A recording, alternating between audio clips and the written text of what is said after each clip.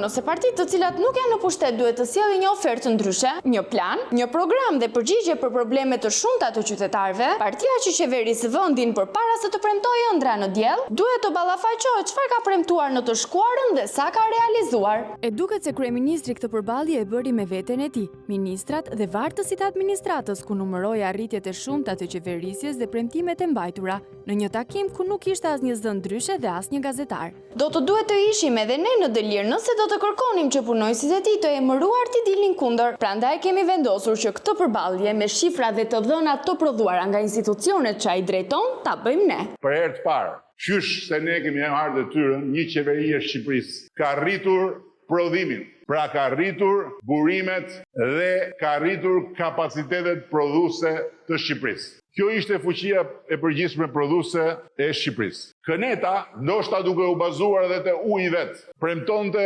Shqipërinë superfuqi energjetike. Superfuqia energjetike e premtuar ishte kjo.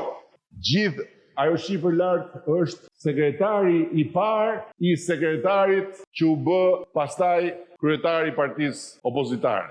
E kishte bërë shoku Enver atë bashkë me diktaturën. A janë të vërteta këto shifra që tha kryeministri dhe si duhen lexuar ato? Le t'i marrim me radhë. Po të shohësh me vëmendje zërat në tabelën që paraqiti kryeministri, në rreshtin e parë është një nëndarje e cila lexon: prodhues publik ngarkuar me detyrimin e shërbimit publik. Ky është rreshti më i rëndësishëm, duke qenë se të gjithë konsumatorët dhe 90% e bizneseve furnizohen me energji nga shërbimi publik. Këtu, nëse lexon vitin 2013 dhe vitin 2024, del se në këto periudha kapaciteti publik i prodhimit të energjisë ka qenë 1527 megavator në 2013 dhe 1563 megavator në vitin 2024. Pra në total fuqia prodhuese energjetike e vendit është shtuar me 36 megavator. Sasi e papërfillshme dhe 7 herë më e vogël se ajo hidrocentralit të Vau të Deos, që është vepra publike me fuqi më të ulët në pronësi të kesh. Dhe pse kryeministri mburret se ekonomia është dyfishuar, kjo e dhënë nuk i përgjigjet të ndërtimit të kapacitetit të energjisë.